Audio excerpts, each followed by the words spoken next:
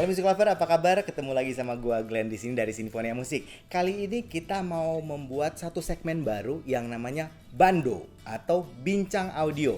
Nah, di acara ini atau di segmen ini kita akan diskusi, bincang-bincang sama teman-teman pencinta audio. Bisa musisi, bisa guru musik, bisa seller audio gitu, bisa pencinta audio. Pokoknya siapa aja.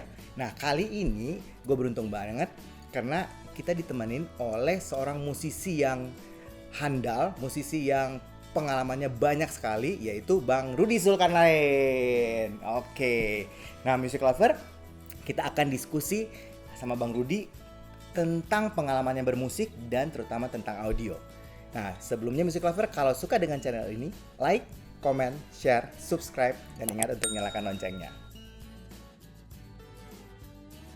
Nah, Music Lover, pasti Music Lover kan pengen tahu kan Bang Rudy ini pengalamannya di musik seperti apa. Nah, kita akan diskusi dan bincang-bincang sedikit. Ngomong-ngomong Bang Rudy, saya lihat beberapa musisi-musisi yang sekarang lagi terkenal, ternyata Bang Rudy pernah ngisi recordingnya ya. Iya. Ya, Bang Rudy pernah siapa aja Bang?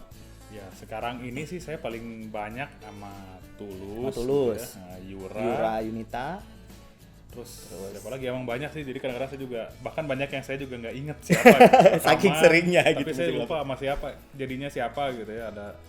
Ada sama Afgan juga kalau nggak itu, Afgan, sama kemudian Raisa, Raisa, Sherina. ada Sherina itu khusus tuh, soalnya saya satu album full gitu. Satu album sama Sherina waktu itu Iya, Bang Rudy yang ngisi album bassnya Tuna, ya. ya. Oh ya, ngomong-ngomong Bang Rudy ini basis ya Music Lover. Mau itu bass pokoknya yang dibetot, yang gede ya, kontrabas, mau yang bass elektrik Bang Rudy semuanya bisa. Jadi ya, tadi Bang Rudy ngisi satu album semuanya Sherina. Iya. Dan Tulus juga gitu. 3 album kalau nggak salah ya 3 ngisi. album, tapi emang ada beberapa lagu yang bukan saya ya. Oh, oke. Yura juga ya, Yura kan udah 2 album iya, tuh. Dua-duanya Bang Rudy juga ada yang ngisi. Iya, kebanyakan saya gitu. Oh, oke. Jadi pengalamannya banyak sekali Music Lover. Kemudian saya juga lihat Bang Rudy ini kemarin sempat sama bandnya dapat AMI Award ya, Bang? Iya. Untuk kategori Album jazz terbaik. album jazz instrumental terbaik ya? Instrumental terbaik. Oke, Music Lover. Jadi album jazz instrumental terbaik bandnya Bang Rudy namanya Simak Dialog. Simak Dialog, ini dapat penghargaan dari AMI Award 2019. Iya. Kemudian terakhir saya juga di catatan saya katanya Bang Rudy pernah ke South Africa, bahkan pernah ke North Korea. Iya. Itu cerita sedikit Bang, gimana Bang? Ya, jadi emang ya mungkin rezeki juga ya. Jadi kebetulan orang yang ngajak saya itu suka jalan-jalan ke luar negeri, dapat Yang ngajak siapa nih? Ada banyak sebenarnya, tapi terutama kalau yang negara aneh-aneh itu namanya Kang Dwiki ya. Dwiki siapa? Dwiki Darmawan. Oh, ya. Music Lover mungkin tahu ya, pemain jazz terkenal. Ya. Sama istrinya penyanyi juga. Iya, Mbak Ita. Mbak Ita Purnamasari ya. Iya.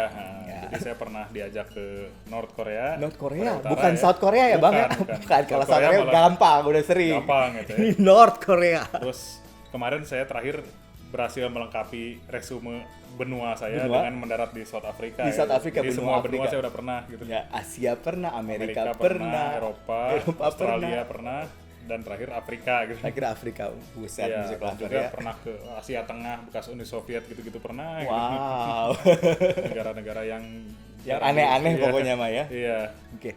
Dan terakhir Bang Rudy kemarin Java Jazz kemarin yang baru hari Minggu kemarin ini main juga ya? Main. Sama Tulus ya. Sama Tulus. Terus sama Dwiki Darmawan, dan juga Dwiki Darmawan itu featuring Nadine Amiza namanya, dan Rega Dauna ya. Oke. Sama saya main sama Benny Mustafa katanya. Benny Mustafa itu drummer paling tua di Indonesia yang masih bermain itu. Waduh. Umurnya 81 tahun. 81 tahun Music Masih Lover. bagus mainnya. Luar biasa sekali. Nah, sekarang mungkin proyek selanjutnya Bang Rudy apa nih Bang? Minggu depan, mungkin bulan depan apa ada proyek tertentu? Ya, sejauh ini saya lagi sering ikut sama Tulus ya gitu. Jadi kayak saya ikut band tournya Tulus gitu ya. Jadi Tulus itu dapat gig di mana, saya main gitu sekarang ya. Dan juga rekaman-rekaman gitu. Ada album-album ya. Jadi Bang Rudy bukan cuma di recording aja rekaman, tapi juga untuk live performance juga untuk beberapa artis-artis Indonesia juga sering ngisi ya. Oke, nah Music Lover itu sedikit latar belakang dari Bang Rudy. Jadi Bang Rudy ini udah melanglang buana ya, bener-bener melanglang buana ya dari Indonesia sampai kemana-mana, dan udah ngisi recording dari berbagai dan banyak sekali musisi-musisi Indonesia maupun luar negeri gitu. Nah sekarang kita pengen tahu nih, sedikit kita ngulik-ngulik ya Bang ya. pengalaman bermusiknya itu kapan mulai tertarik sama musik kontrabas? Apa memang langsung main kontrabas atau sebelumnya Bang Rudi main apa? Dulu pertamanya saya itu musik malah awalnya saya nggak terlalu suka, tapi terus tiba-tiba waktu tahun berapa saya masih kecil, nggak usah dikasih tahu. Nggak tahu umurnya. Ada teman saya bawa gitar klasik ke sekolah. Gitar kopong, gitar akustik iya, gitu. Jadi saya ngeliat dia bisa main kayak gitu, wah saya tertarik banget gitu. Jadi saya minta belajar gitar, saya pengen belajar gitar ya, minta sama bapak saya dibeliin gitar, les gitar gitu. Tapi terus bapak saya ngadain acara keluarga, ya ulang tahun pernikahan kakaknya dia gitu. Nggak ada pemain bass, nggak ada yang mau main bass lah, itu standar di mana-mana. Pemain bass tuh biasanya nggak ada yang mau, nggak ada yang mau jadi pemain bass maksudnya. Karena paling nggak diperhatiin sama cewek-cewek. Iya, kalau drummer lumayan, gitar yang kelihatan, apalagi vokal gitu. Akhirnya saya dipaksa main bass gitu. Awalnya sih nggak suka gitu, dan pas acaranya juga saya mangkir gitu, karena pas bertepatan dengan ada pertandingan bola apa gitu. Jadi malah main bola? Nggak, nonton bola. Nonton bola. Terus? Tapi lama-lama saya jadi seneng, karena kebetulan emang di waktu saya muda dulu, kebetulan emang saya mulai senang musik ya sekitar tahun 80-an lah ya, nggak apa-apa. Sedikit dibuka. Iya. Zaman itu tuh lagi band-band itu justru bassnya yang nonjol gitu. Iya. Genre-genre itu juga gitu ya. Mulai dari The Police, terus ada Level 42. Level 42 sama Cassiopeia gitu. Nah, itu bassnya tuh rame semuanya gitu. Jadi lama-lama ada yang jazz, ada yang pop ya. Iya. Nah, semenjak itu saya emang jadi beneran tertarik sama bass gitu. Dan saya emang dari dulu pingin main kontrabas gitu, cuman nggak punya. Kebetulan orang yang nyuruh itu ya salah satu yang mendekatkan kita juga gitu ya. Ada orang bernama Afif Priyatna, si Kang Afif. Iya, dia tuh pingin ada satu konser PSM Unpar Bandung ya, yang pemainnya asli Unpar semua. Kebetulan saya dulu kuliah di Unpar ya. Nah, pemain bass, kontrabas sudah jelas nggak ada. Dia pinginnya kontrabas ya. Jadi dia cari pemain bass di kampus itu yang mau main kontrabas gitu. Dan yang mau cuma saya. Bang Rudi waktu itu. Jadi akhirnya sekarang saya jadi main kontrabas juga gitu. Jadi berterima kasih juga sama Kak Afif waktu itu. Kak Afif gitu. Gara-gara bergaul di situ saya juga jadi kenal Bung Glenn ini kan. Ya kita waktu itu dulu sering di paduan suara, sering barengan sama-sama. Jadi Bang Rudi ngisi bassnya, kemudian adiknya Hari itu ngisi drum. Biasanya kalau kita lagu-lagunya yang paduan suaranya jazz, biasanya pasti itu pasangannya pasti Bang Rudi sama Ari pasti gitu. Zaman dulu waktu saya juga masih nyanyi di paduan suara di kampus gitu. Kalau saya di Maranatha waktu itu. Sama Mas Bambang. Ya. Bambang. Oke. Nah, itu ya, jadi itu latar belakang Bang Rudi mulai mengenal musik. Akhirnya sampai sekarang benar-benar suka sama bass, akhirnya mendalami kontrabas juga. Nah, kalau masalah genre nih Bang, Abang sendiri sebenarnya paling cocok genre apa? Kan banyak nih, Abang kan ngisi beberapa genre, maksudnya penyanyi-penyanyi juga kayak Glenn beda.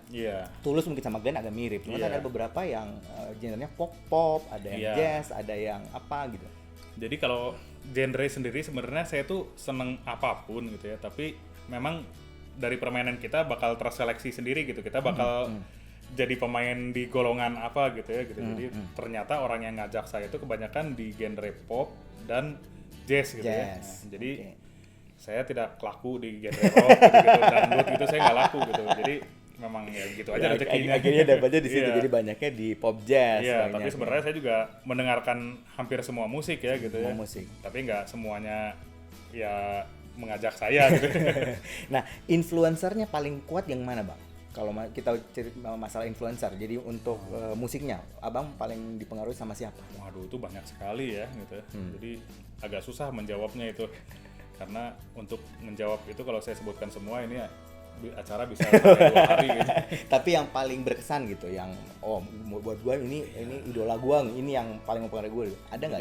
Mungkin 2-3 orang gitu. Kalau Indonesia mungkin ya, saya bisa bilang ada Erwin Gutawa ya, karena dulu saya senang sekali, dia kan dulu pemain bass ya, sekarang juga masih tapi jarang ya. Dan dia ada pemain bass yang paling sering saya contoh dulu, tanpa sengaja mungkin gitu. Saya terekam aja gitu karena lihat dia sering dengar rekaman dia gitu ya. Kalau di Indonesia itu ya, kalau di luar negeri ya banyak sih, jadi bingung sih, ada Miles Davis, Korea apa, waduh banyak lah, banyak sekali ya. Ya banyak sekali lah, jadi saya juga bingung mau. Jadi itu yang menginfluence Bang Rudi kan untuk bermain bassnya. Nah sekarang kita masuk nih ke spesifik yang hari ini kita mau bicarakan masalah audio nih Bang. Iya. Bang Rudi mulai kenal audio, terutama kan kita konteksnya ini di bincang audio dalam hal ini audio portable. Iya. Mulai dari kapan Bang? Ya memang ini bakal membongkar lagi usia saya. Jadi dulu bapak saya beli Walkman. Zaman itu Walkman ya masih. Tapi mereknya Sanyo kalau salah ya, jadi bukan Sony. Mungkin karena bentuknya lebih besar, bapak saya lebih tertarik gitu. Ya jadi punya bapak saya, cuman saya bajak gitu. Jadi dipakai saya pakai, bapak saya kan kerja jadi nggak jarang dipakai. Iya gitu. Jadi saya dengerin dulu musik-musik kayak Michael Jackson. Ya kayak gitu-gitu lah, Level 40 itu pakai Walkman itu. Jadi headphone-nya juga seperti yang tadi sempat kita ngobrol-ngobrol. Oh, iya, ada contohnya mana ya? Apa namanya, Cosporta Pro. Iya, yang semacam kecil gitu. Semacam itu ya, tapi ya itu dulu merek Sanyo ya. Jadi kan bundle dulu kan apa? Kalau kita beli langsung playernya ada dikasih sama itunya headsetnya. Ya terus juga saya beli sendiri Sony gitu, setelah yang itu rusak ya ganti Sony gitu ya. Perkenalannya dari situ sih gitu. Dari situ awalnya. Ya akhirnya dari kesini-sini akhirnya semakin lama semakin suka ya. Kan perkembangannya juga akhirnya ada earbud, kemudian ada in-ear monitor gitu. Oke. Nah kalau misalnya ini Bang Rudi kan musisi nih. Iya. Nah menurut Bang Rudi kalau misalnya audio portable kan sekarang kita udah lihat zaman sekarang orang kayak monitoring floor itu floor monitor udah jarang sekali dipakai gitu kan, katanya biar lebih bersih lah gitu, lebih rapi gitu. Nah kalau Bang Rudi sendiri pendapatnya seperti apa? Kalau mau jujur masih lebih suka floor monitor karena ya gimana pun juga ini kan benda-benda seperti ini membrannya kan kecil gitu ya. Ditempel di telinga tapi membrannya kecil gitu, walaupun kita tempel di telinga dan detailnya banyak gitu. Tapi kan floor monitor itu kan speakernya segede gede 12 inci 15 inci ya, gitu kan itu jadi suaranya juga lebih beneran gitu. Jadi gedenya itu karena energinya gede, gitu. juga lebih kerasa gitu ya. Ada anginnya. Tapi memang untuk mayoritas tempat gitu emang menyulitkan gitu ya karena banyak gaung, akustik jelek kan. Betul. Untuk itulah kita emang amat sangat terbantu dengan benda yang seperti ini ya gitu, ear monitor gitu ya. Jadi tapi kesulitannya juga banyak gitu. Jadi apa gitu Bang? Kesulitannya biasanya. Yang kalau misalnya live performance yang jadi problem buat Bang Rudi kalau pakai ini seperti apa? Nah, kalau misalnya kita yang jalan seperti apa saya pernah cerita kalau tadi saya tour sama Tulus gitu ya, yang tour yang biasa ya gitu. Itu kan kita ketemu alat di panggung ya ala kadarnya ya, dalam tanda kutip ala kadarnya ya gitu. Jadi kita kalau saya tuh pakai preamp buat headphone-nya namanya Behringer P1 gitu ya. Kita mengandalkan balancing-nya itu dari mixer engineer gitu. Jadi kita harus bilang sama dia gitu. Kalau kita full pakai ini doang dan belum pada bunyi semua, begitu kita mulai, waduh, kan gawat hilang. gitu ya. Kadang-kadang kita nggak bisa dengar drum, nggak bisa ada bunyi sama vokal. sekali. Iya gitu. Nah untuk yang kayak gitu, itu sebenarnya lebih nyaman kalau pakai istilahnya wedges gitu ya, floor monitor gitu, monitor itu gitu. Jadi kalau kita masih kacau bunyinya, minimal kita masih dengar tembusan-tembusannya gitu. Ada suara drum dari mana gitu kan, ada suara vokal dari situ. Dan juga emang kelemahannya ini adalah penonton biasanya nggak kedengeran, jadi kerasanya kayak sepi. Oh, kita jadi kan butuh ambience penonton, apalagi kalau live itu kurang kerasa gitu. Kan kita kadang-kadang butuh energi penonton. Dari penonton gitu. Kalau misalnya kita pakai ini sepi gitu, ini penontonnya seneng apa gitu, kadang-kadang ganggu gitu ya. Tapi memang ini kalau kita berhasil dapat balance yang bagus, ini efektif banget gitu karena detail sekali kan. Betul. Nggak ada delay, nggak ada apa, semua di sini. Kalau balance-nya bagus tuh enak banget pakai ini gitu. Nah, itu kan kalau kita live Bang. Nah, kalau recording gimana? Kan pasti beda kalau misalnya kita recording, kalau live juga kan live yang live performance sama kayak broadcasting segala macam itu kan beda-beda tuh. Nah, kalau misalnya bicara recording, Abang kan sering juga sama beberapa artis Indonesia yang terkenal itu di recording ya. Nah, kalau penggunaannya itu gimana? Ya, kalau recording sih udah jelas harus pakai headphone ya, karena kalau pakai wedges kan dia bocor nanti ke mic-nya ya. Jadi kalau kita pakai floor monitor gitu, suara floor monitor nanti masuk ke mic. Itu merusak suaranya kan. Jadi kita harus pakai headphone gitu ya. Headphone emang yang semacam ini sih, Audio Technica nih saya punya juga nih satu. Kadang-kadang juga kalau lagi nggak ke bawah ya kadang-kadang pakai ini juga bisa sih. Oke. Pakai in-ear kayak gini gitu. Bisa juga. Nah, kalau misalnya itu kan kalau misalnya kita recording atau kayak perform pasti beda ya, pasti Iya. penggunaannya beda. Beda. Kalau recording kita misalnya pakai headphone atau Iya. misalnya pasti yang udah memang buat recording. Iya. Nah, apakah ada mode buat Bang Rudi ya? Ada sedikit apa ya, spek-spek khusus nggak kalau misalnya buat recording? Harus yang kayak gini, harus yang apa, harus yang detail kah, atau misalnya impedansinya tinggi atau gimana gitu? Sebetulnya sih nggak ada speknya ya. Kadang-kadang headphone sendiri kan disediakan dari Tempat sana lainnya, ya gitu. dari Jadi tempat saya recordingnya. seringnya sih pasrah sih apa aja yang disediakan ya.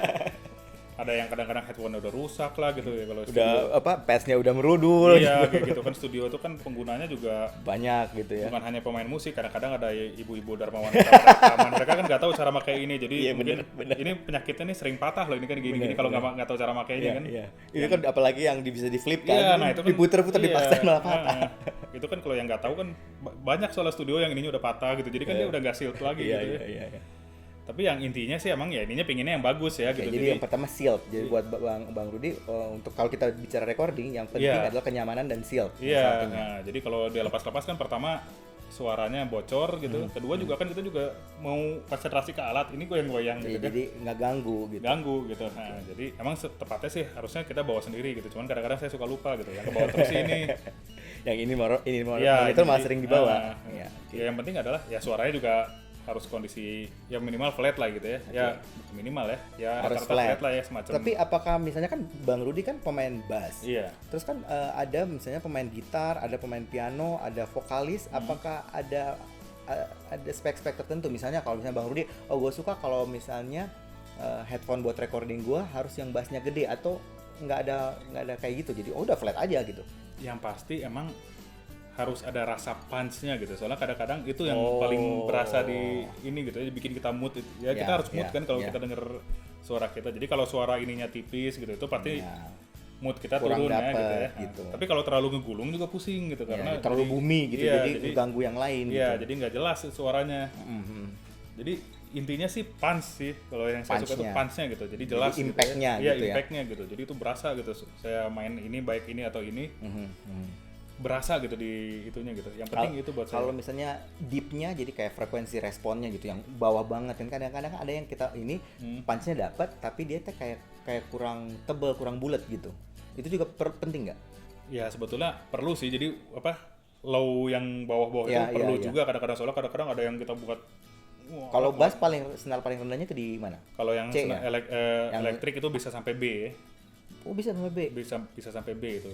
Nggak tahu berapa frekuensi berapa ya, mungkin sekitar 30-an kali ya. 30-an kali ya. Oh. Tapi ya sebetulnya yang penting adalah emang vibrant apa gitu. Jadi nggak kaku gitu, nggak terlalu apa istilah kita spike apa gitu yang tajam apa. Yang piercing, Iya, piercing gitu. Ya gitu ya. yang tajam gitu. Emang yang kalau buat saya ya terutama saya senang yang lebih Sebagai warm basis emang ya, gitu. sebagai Iya, basis. senangnya lebih warm, tapi emang jangan terlalu low juga karena itu bikin kadang-kadang malah bikin pusing sih Ya, gitu. iya. Jadi banyak noise yang enggak gitu. Kalau saya sih Bang, saya kan juga main juga ya. Saya biasanya nyanyi sama main biola. Iya. Nah, kalau saya biasanya sukanya pakai yang bassnya cukup ada Iya, cukup gitu ada, ya. ya. Yang minimal gue bisa dengerin misalnya teman gue misalnya kalau ini dalam perform gitu ya, pemain bassnya gue bisa dengar dengan cukup jelas. Tapi gue lebih konsentrasi sama vokal gue, sama kalau nggak biola gue. Oh, iya. Jadi biasanya gue sukanya carinya yang mid-nya cukup bagus, sama mungkin yang treble-nya oke, cukup extend tapi Iya. jangan sampai terlalu tajam. Karena Iya, kalau terlalu tajam kita juga kan kuping juga jadi capek gitu Iya, lama-lama pakai. Nah, kayak contohnya misalnya kalau gua sih kalau gue perform biasanya pakai ini. Vio FA1. Kalau Bang Rudi seringnya apa kalau bisa Ini- perform? Kita bicara perform dulu. Ini kebetulan saya baru beli, tapi ini juga saya baru pakai sekali sebenarnya di itu ya, karena kesempatan saya untuk pakai in-ear juga baru in-ear ini jarang juga karena nggak selalu mudah ya untuk menyediakan itu. Jadi ini M6 Pro ini diusulkan oleh teman saya yang bernama Adit Android. Gitu. Di Android. Tapi namanya ada Androidnya. Hah? Iya. Jadi saya nyobain dan saya suka suaranya. Suka. Gitu. Cuman kayaknya ini apa ngangkatnya agak berat gitu. Tapi Impedensinya mungkin iya, atau sensitivitasnya mungkin agak kurang gitu ya. Iya gitu ya. Jadi suaranya bagus, tapi saya juga belum mencoba lagi ya. Mungkin nanti kebetulan kesempatan untuk pakai in-ear lagi belum ada gitu. Cuman saya sebetulnya lebih sering pakai ini ZS10 Pro. Nah ini gampang ngangkatnya nih. Jadi Oh. entah makanya saya juga nggak tahu nih penyebabnya apa. Waktu itu ini agak berat. Entah mungkin orang dari mixer Sound monitornya engineering-nya. yang kurang berani ngangkat gitu. Atau memang impedensi sama sensitivitasnya ini lebih oke gitu ya? Mungkin. Tapi saya juga dulu punya TFZ T2 ya, itu saya juga suka itu. Jadi ngangkatnya juga cukup gampang gitu. Tapi itu T2 Galaxy, saya pinjamkan sama istri saya. Gitu. Ngomong-ngomong, istrinya siapa? Istri saya tuh adalah drummer dari grup bernama Si.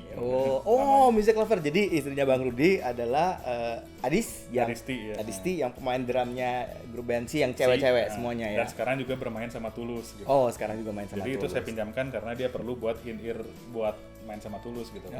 Karena kalau di bandnya Tulus itu semuanya drummer pasti pakai ini karena ada sequencer. Jadi harus temponya harus rata harus gitu kan. Harus nempel gitu. sama sequencernya. Oke, gitu. Jadi ternyata gitu ya. Jadi buat Bang Rudi sukanya pakai itu ya. Ini sama Galaxy T2 juga. Iya, ini juga saya pernah pakai ini ZSR ini ya. KZ-ZSR. Ini juga ini agak berat kalau yang ini karena ini mungkin lebih V-shape ya. Oke. Jadi kenapa kalau misalnya kita pakai yang V-shape, kenapa Bang? Kalau misalnya pengalaman Abang Rudi? Jadi di panggung itu walaupun kita udah pakai yang sealed kayak gini, itu jangan disangka benar kedap itu. Suara dari luar tetap bocor. Dan yang bocor itu kan biasanya suara low. Iya. Nah, kalau kita pakai V-shape itu udahlah yang di sininya ketipa sama luar, yang tengahnya nggak terlalu kuat gitu kan. Jadi kadang-kadang jadi nggak terlalu ada manfaatnya pakai ini kadang-kadang gitu. Jadi detailnya jadi nggak kedengeran juga gitu. Sementara kalau ini atau yang ini kayak lebih keluar kan tengahnya ya. Mid-midnya ya maksudnya. Ini terlalu belakang banget gitu. Iya, jadi frekuensinya terlalu banyak banget diturunin. Kalau misalnya masih agak landai masih oke lah ya. Masih oke gitu. Cuman saya emang pernah dulu saya pakai TFZ T2 itu lebih seringnya ketinggalan kebetulan yang ke bawah yang ini. Jadi pernah pakai ini buat gitu. Jadi kurang enak emang gitu ya. Jadi yang tadi beberapa yang kita coba ternyata oke. Kalau saya Vio FA1, saya juga pernah pakai ini KZ ZS10 Pro juga oke. Terus Bang Rudi pernah Galaxy T2 sama ME. Iya, tadi saya udah coba itu juga ya. Tapi saya curiga kalau gitu emang saya kurang nyaman gitu karena punch di bawahnya agak kurang. Enggak itu. Karena ini kalau buat saya sih cocok Bang, karena kan di middle sama high gua ininya instrumennya gitu. Bang Rudi kan bawah. Iya, harus ada angin dari bawah itu tetap harus ada gitu. Benar. Nah, sekarang ini terakhir mungkin Bang ya. Iya. Ada nggak pengalaman unik dalam misalnya recording atau performance yang menyangkut audio portable? Unik atau aneh misalnya atau yang luar biasa gitu. Ini kalau gua nggak pakai ini gua nggak bisa denger apa misalnya. Itu emang iya, terutama karena saya main kontrabas ya. Kalau pakai kontrabas tuh agak seperti juga biola sama ya gitu, tapi kontrabas tuh lebih susah lagi gitu untuk bisa mengamplifikasinya gitu. Yang karena dia akustik, kalau elektrik kan tinggal colok, jadi masuk ke situ gitu, aman. Ini kan instrumennya sendiri ngeluarin bunyi gitu. Iya, dan juga ada yang namanya pick up kan, itu udah cukup memperkuat, tapi banyak juga yang namanya feedback gitu. Jadi gampang sekali feedback kalau alat yang kayak kontrabas, violin gitu. Dengan pakai benda ini, itu emang sangat membantu. Sangat membantu, bener Bang. Jadi kalau misalnya bisa setiap kali main kontrabas saya emang selalu pingin pakai ini. Lebih enak pakai kayak gitu. Walaupun emang sering kali susah untuk kalau kita di panggung itu susah untuk minta emang gitu, nggak selalu bisa ya. Kadang-kadang kondisi di lapangannya juga nggak memungkinkan gitu. Betul. Ya saya juga pernah waktu saya konser sama Tulus itu pernah ada yang saya pakai kontrabas tuh jalan-jalan gitu. Iya, yang monokrom ya. Itu saya jalan-jalan mainnya tuh. Pindah ke situ gitu. Jadi panggungnya itu ada kayak catwalknya itu. Panjang gitu. Si Ari pakai apa? Koper. Koper ya. Jadi dia main kalau orang pakai kahon dia pakai koper jadi kahon. Itu kopernya Tulus itu. Kopernya Tulus dipakai buat koper mahal itu. Dipakai buat kahon. Dipukul-pukul. Iya. Nah, saya pakai kontrabas itu kalau nggak pakai in-ear ini emang ya nggak mungkin lah pakai wedges kacau balau nanti banyak feedback. Jadi berarti Bang Rudi waktu itu pakai ada receiver sama transmitter berarti di ini buat monitoringnya pakai in-ear. Iya, dan emang ya kadang-kadang kalau lagi di tempat yang banyak sekali wireless tuh suka terjadi interference gitu. Iya, betul. Jadi kadang-kadang pas lagi main itu emang tiba-tiba hilang gitu. Nah, atau ada suara lain masuk gitu. Kalau suara lain masuk tuh kayaknya enggak sih, tapi hilang itu yang sering gitu. Jadi kalau kita lagi pakai in-ear yang full gitu ya, jadi ini terus bukan full maksudnya apa? Bener wireless gitu ya. Jadi kita pakai full wireless. Iya, ininya pun pakai wireless gitu. Nah, yang masalah tuh sering hilang. Tapi pengalaman yang paling menarik buat saya emang karena waktu konser Monokrom kemarin saya harus jalan-jalan sampai tengah, jadi ada catwalk sampai tengah gitu, nanti di tengah membelah penonton. Nah kita main sampai jalan ke tengah itu. Saya juga nonton itu, yang biolanya Kami kan? Iya. Ada gitar juga, itu Topan Abimanyu ya. Itu menarik, itu konsernya bagus banget. Oke. Nah terakhir nih Bang, nah kalau untuk misalnya musisi yang akan perform, ada pesan-pesan nggak buat mereka? Ya kalau untuk yang perform ya, itu emang saya juga bingung mau ngasih pesan apa ya. Atau mungkin sebagai musisi, buat mereka mungkin yang baru mau mulai karir di musik, apa yang mereka, jadi bukan buat audio doang Bang, apa yang mereka harus lakukan? Ya usahakan kita untuk bisa belajar main alat kita sebaik mungkin, udah jelas ya gitu, karena sound kita itu juga emang tergantung kemampuan kita gitu. Jadi alat kita bagus pun gitu ya. Ya misalnya gitarnya yang puluhan juta gitu kan ada, kalau tapi skillnya kurang. Iya, gitu. Kalau di pemain bass kan ada yang terkenal bass namanya cap kupu-kupu apa? Ada bass namanya Kodera. Lambangnya tuh kupu-kupu. Nah, jadi anak-anak bass tuh biasanya buat itu cap kupu-kupu. Tapi harganya tuh seharga mobil saya itu. Buset. Sama kalau kayak biola kayak ada Stradivarius. Stradivarius itu lebih mahal lagi malahan. Sampai miliar itu kan. Kalau yang ini masih sekitar 250 jutaan itu bass itu. Tapi kalau kita tangannya nggak bener maininnya ya bunyinya tetap juga aja nggak akan bener gitu. Gimana pun juga emang skill nomor satu. Kemampuan kita untuk memainkannya yang paling penting gitu. Jadi itu ya banyak sih emang kalau kita mau ngasih advice buat itu ya, terutama ya kita harus mempersiapkan diri kita selengkap mungkin gitu untuk menghadapi dunia panggung ini gitu. Oke. Apalagi sekarang musisi sudah banyak sekali saingannya. Wah, banyak sekali sekarang. Yang bisa main gitar, yang bisa main bass, yang bisa main biola, yang bisa nyanyi udah banyak sekali ya. Yang bagus banyak sekali sekarang gitu ya. Dan juga teknologinya juga semakin berkembang. Semuanya udah punya gitu. Jadi band-band sekarang udah pada pakai ini semuanya. Iya, benar. Ya kita selengkap mungkin juga kita bisa mempersiapkan diri kita selengkap mungkin, termasuk ya kita mempersiapkan kita punya ini dengan teknologi pendukung kita yang semakin baru semakin bagus. Iya, mungkin perlu juga punya ini headphone gini buat rekaman gitu. Kalau kita bisa punya sendiri, kalau kita main ya kita harus bawa perlengkapan alat kita yang selengkap mungkin gitu ya. Ya kayak gitu sih mungkin udah jadi seprofesional mungkin supaya kalau ada apa-apa masalahnya bukan dari kita gitu. Terutama itu sih kalau betul. Jadi pokoknya kita udah mempersiapkan semuanya dari kita gitu. Oke. Music Lover, mungkin itu aja dari kami. Banyak hal-hal yang kita bisa dapatkan dari perbincangan hari ini. Jadi ingat, ini kita sekarang punya ada segmen namanya Bando, bincang-bincang audio. Oke, Music Lover, tetap stay tune di channel kami. Sampai ketemu lagi. Dadah. Seringnya sih pasrah sih apa aja disediakan ya.